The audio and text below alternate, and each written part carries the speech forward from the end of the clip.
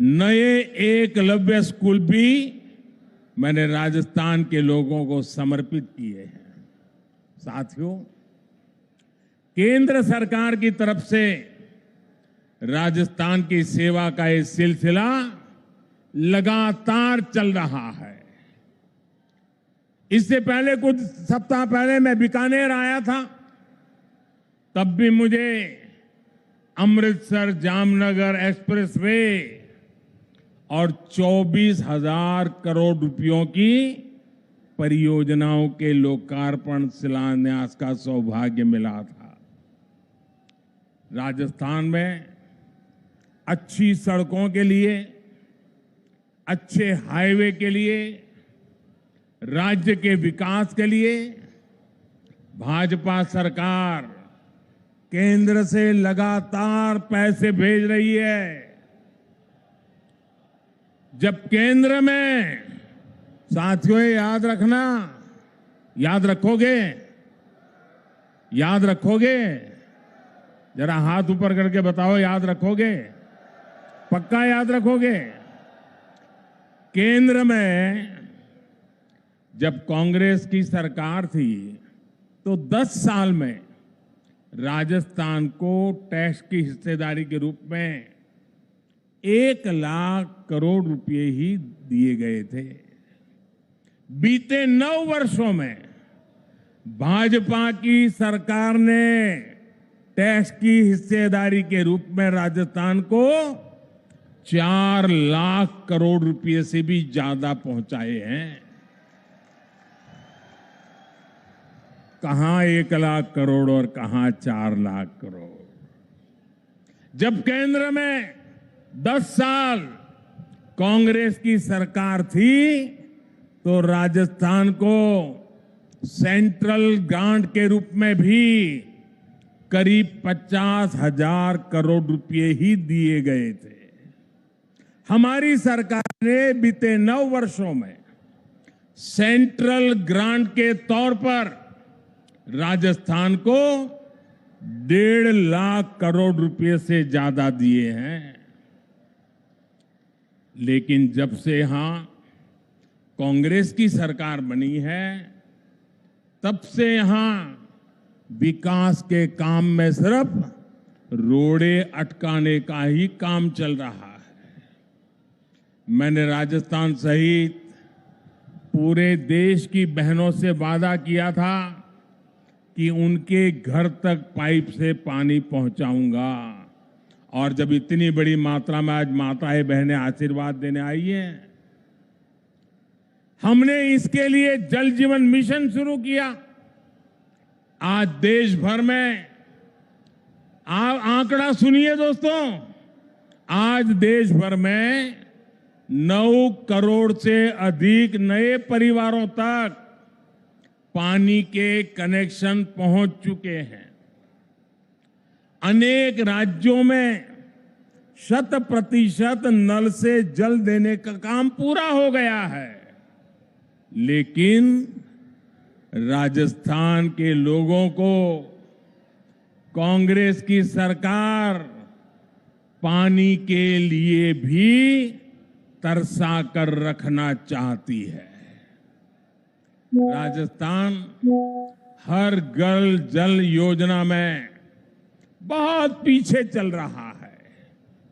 यहां शेखावटी के लोग जानते हैं कि कुंभाराम लिफ्ट पेयजल योजना के साथ इन्होंने क्या किया। जब यहां भाजपा सरकार थी तब इस पर 5,000 करोड़ रुपए का खर्च होने का अनुमान था। कांग्रेस की सरकार बनी तो उन्होंने परियोजना को तो लटका दिया। आज इसकी लागत भी करीब करीब 2 गुनी हो गई है। यानी कांग्रेस ने पानी का भी नुकसान किया और पैसे का भी नुकसान किया। भाइयों और बहनों, कांग्रेस ने राजस्थान में सरकार चलाने के नाम पर सिर्फ लूट की दुकान चलाई है, झूठ का बाजार सजाया है। कांग्रेस का मतलब ही है लूट की दुकान, झूठ का बाजार। और लूट की इस दुकान का सबसे ताजा प्रोडक्ट है, ताजा प्रोडक्ट राजस्थान की लाल डायरी। आपने लाल डायरी के बारे में सुना है ना? सुना है ना? कहते हैं इस लाल डायरी में कांग्रेस सरकार के काले कारनामे दर्ज है। लोग कह रहे हैं कि लाल डायरी के पन्ने खुले तो अच्छे अच्छे निपट जाएंगे। कांग्रेस के बड़े से बड़े नेताओं की इस लाल डायरी का नाम सुनते ही बोलती बंद हो रही है। ये लोग भले ही मुंह पर ताला लगा ले, लेकिन ये लाल डायरी इस चुनाव में पूरी कांग्रेस का डिब्बा गोल करने जा रही है।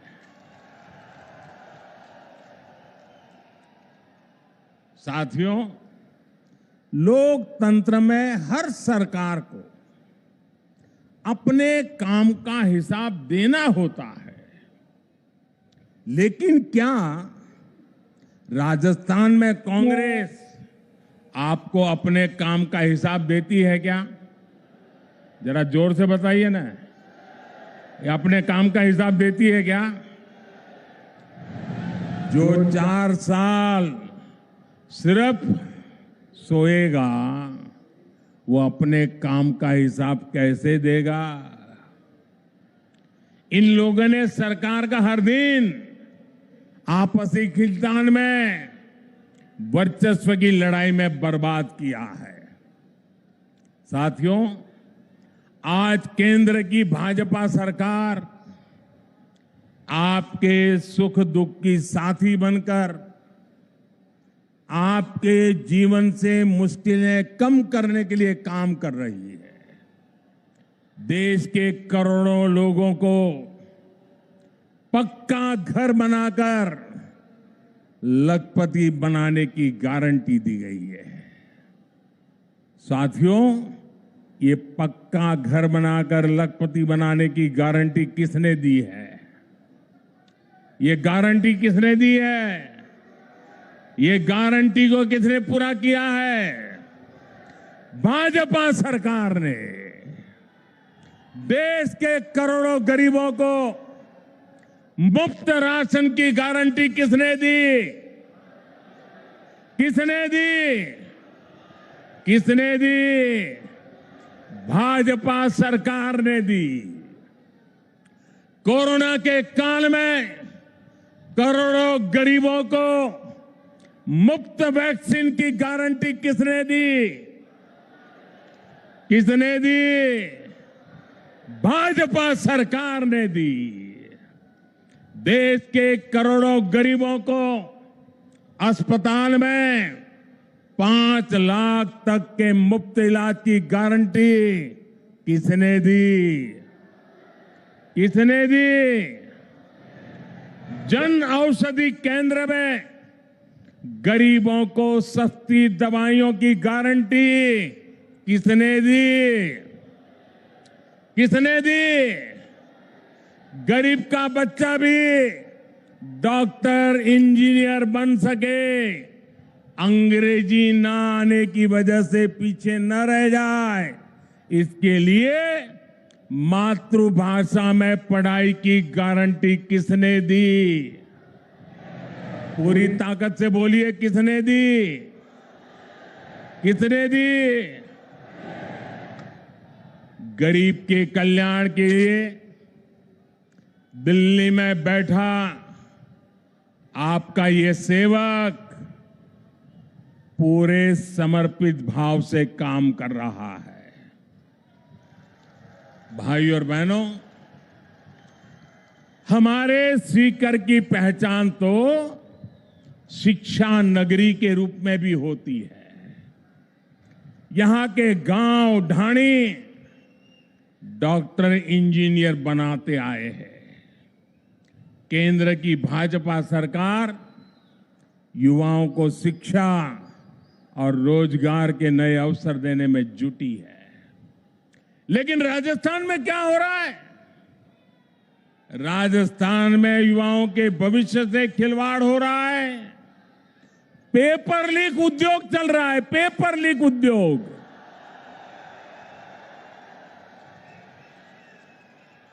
राजस्थान के युवा काबिल है, समर्थ है, लेकिन यहां की सरकार उनके भविष्य को बर्बाद कर रही है। यहां सत्ताधारी दल के लोगों पर ही पेपर लीक माफिया होने का आरोप लग रहा है। लग रहा है ना? लग रहा है ना? राजस्थान के युवाओं को पेपर लीक माफिया से बचाने के लिए क्या करना पड़ेगा? कांग्रेस को हटाना ही होगा। क्या करना होगा? भाइयों बहनों, राज्य सरकारों की एक और सबसे बड़ी जिम्मेदारी होती है नागरिकों की सुरक्षा की, कानून व्यवस्था की। लेकिन कांग्रेस सरकार ये भी नहीं कर पा रही। आए दिन गैंग वॉर की खबरों ने राजस्थान जैसे शांति प्रिय प्रदेश को, उसकी साख को बिगाड़ दिया है। राजस्थान में दलितों पर अत्याचार चरम पर है। राजस्थान में नशे की तस्करी, नशे का कारोबार फल फूल रहा है। हमारे तीज त्योहारों पर खतरा मंडराता रहा है। कब पत्थर चलने लगे, कब गोलियां चले, कब कर्फ्यू लग जाए, कोई नहीं जानता। भाइयों और बहनों, राजस्थान के लोग कुछ भी बर्दाश्त कर सकते हैं, लेकिन राजस्थान के लोग बहन बेटियों के सम्मान से खिलवाड़ कभी भी बर्दाश्त नहीं कर सकते। मां पद्मावती और पन्ना धाय की इस धरती की बेटियों के साथ जो हो रहा है वो आक्रोश से भर देता है। किसी दलित बेटी के साथ दुष्कर्म होता है और फिर उस पर एसिड डाल दिया जाता है। किसी दलित बहन के साथ उसके पति के सामने गैंगरेप होता है, आरोपी उसका वीडियो बनाते हैं, पुलिस में रिपोर्ट नहीं लिखी जाती, बेखौफ आरोपी वीडियो वायरल कर देते हैं। छोटी छोटी बच्चियां, स्कूलों में पढ़ाने वाली टीचर्स तक यहां सुरक्षित नहीं है।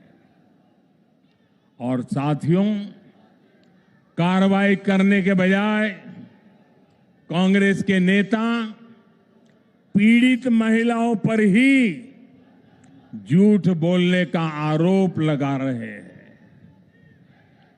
वाकई बहुत हो गया। भाइयों बहनों, राजस्थान की धरती है, ये वीरों की धरती है, ये पराक्रमियों की धरती है। ये याचना करने वाले लोग नहीं है, ये हुंकार करने वाले लोग हैं। और इसलिए इस बार चारों ओर एक ही ओंकार है, एक ही नारा है, हर राजस्थानी का एक ही संकल्प है, बहन बेटियों पर अत्याचार नहीं सहेगा राजस्थान। बहन बेटियों पर अत्याचार, बहन बेटियों पर अत्याचार, बहन बेटियों पर अत्याचार, दलित पर अत्याचार, दलित पर अत्याचार, कर्ज से मरता किसान, कर्ज से मरता किसान अपराध बेलगाम नहीं सहेगा, अपराध बेलगाम नहीं सहेगा राजस्थान। पेपर लीक से युवा परेशान नहीं सहेगा राजस्थान। भ्रष्टाचार नहीं सहेगा राजस्थान। साथियों, कांग्रेस आज देश की सबसे बड़ी दिशा विहीन पार्टी बनकर रह गई है। इन दिनों कांग्रेस और उसके सहयोगी दलों ने एक नया पैंतरा चला है। ये पैंतरा है नाम बदलने का। पहले के जमाने में राजस्थान के लोग व्यापारियों की दुनिया बराबर जानते हैं। पहले के जमाने में कोई पीढ़ी, कोई कंपनी अगर बदनाम हो जाए, उसके फ्रॉड करने वाली कंपनी का चिट्ठा निकल जाए, तो तुरंत वो कंपनी वाले नया बोर्ड लगा करके अपना कारोबार शुरू कर करके लोगों को भ्रमित करने का काम करते हैं और नाम बदल करके लोगों को मूर्ख बना करके अपना धंधा पानी चलाने की कोशिश करते हैं। कांग्रेस और उसके साथियों की जमात ऐसी फ्रॉड कंपनियों की नकल कर रही है। यूपीए के कुकर्म लोगों को याद ना आए, इसलिए इन्होंने अपना नाम यूपीए से बदलकर INDIA कर दिया और इतना लंबा कर दिया कि लोग भूल जाएं। यूपीए के नाम बदला है ताकि ये आतंकवाद के सामने घुटने टेकने का अपना पाप छिपा सके। इन्होंने नाम बदला है ताकि ये कर्ज माफी के नाम पर किसानों से विश्वासघात को छिपा सके।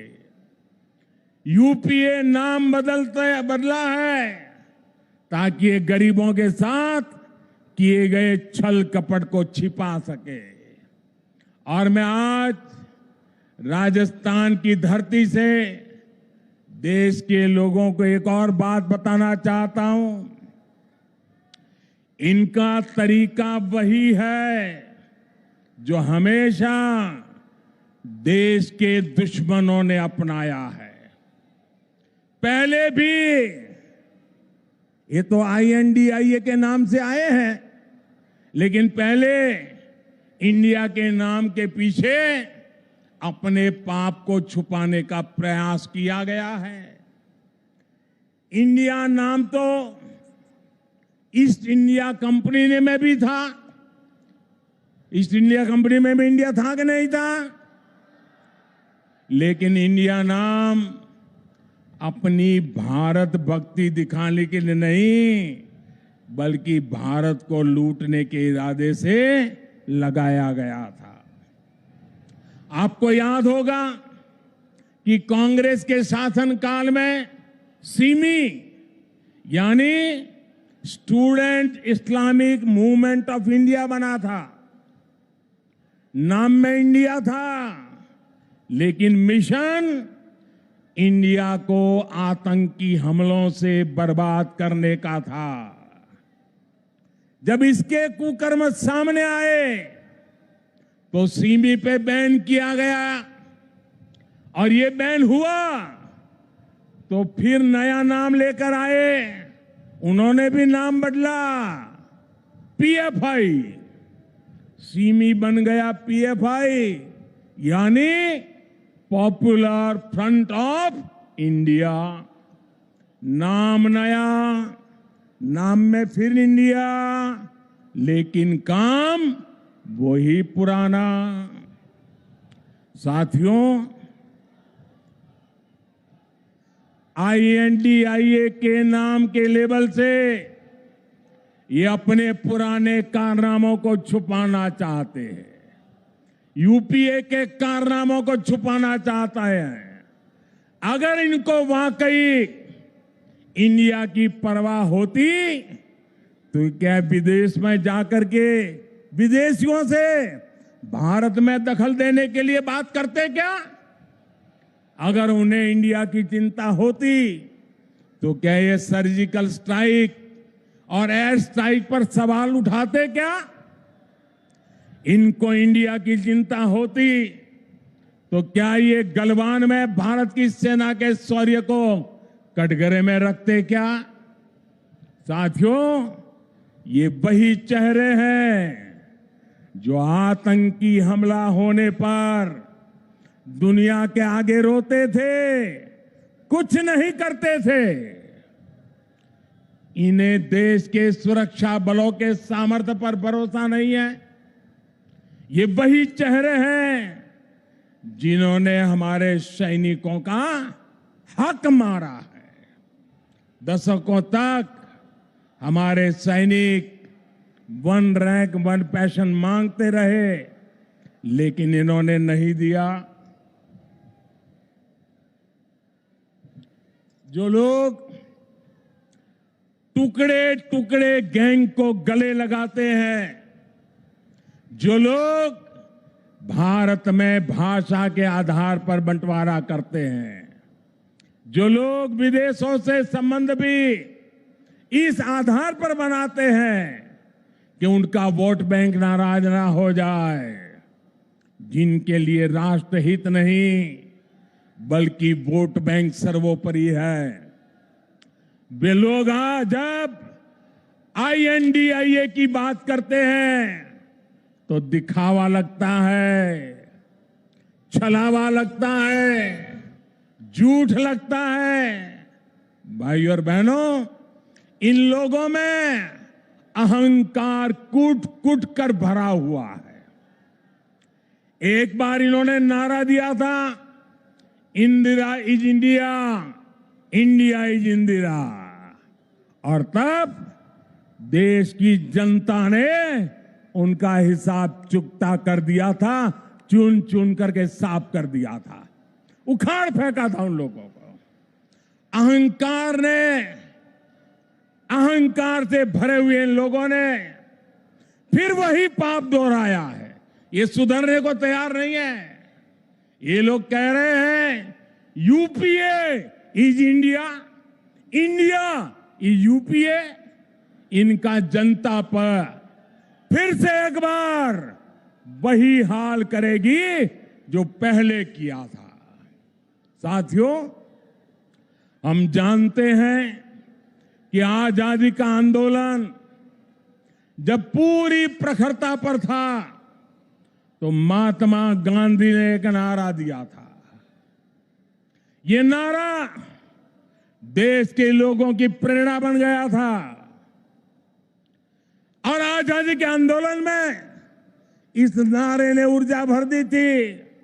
नौजवान स्कूल कॉलेज में अपनी किताबें छोड़ करके महात्मा गांधी के आदेश पर आजादी के लिए चल पड़े थे, जेलें भर दी थी, अंग्रेजों की गोलियां कम पड़ गई थी।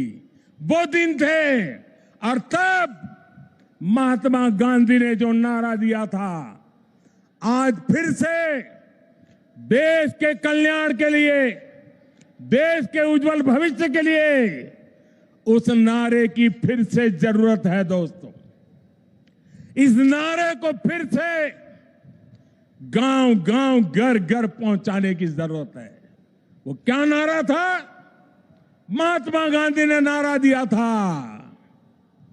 क्विट इंडिया, अंग्रेजों इंडिया छोड़ो, अंग्रेजों इंडिया छोड़ो। और अंग्रेजों को देश छोड़कर जाना पड़ा था। वैसे ही आज हम समृद्ध भारत बनाने का संकल्प लेकर चले हैं। जैसे गांधी जी ने क्विट इंडिया का मंत्र दिया था, वैसे ही आज का मंत्र है भ्रष्टाचार क्विट इंडिया, भ्रष्टाचार छोड़ो इंडिया, परिवारवाद क्विट इंडिया, परिवारवाद छोड़ो इंडिया, तुष्टीकरण क्विट इंडिया, तुष्टीकरण छोड़ो इंडिया। क्विट इंडिया ही देश को बचाएगा और देश को विकसित भारत बनाएगा। भाइयों और बहनों, राजस्थान के लिए भी भाजपा का रोड मैप स्पष्ट है, नीति साफ है।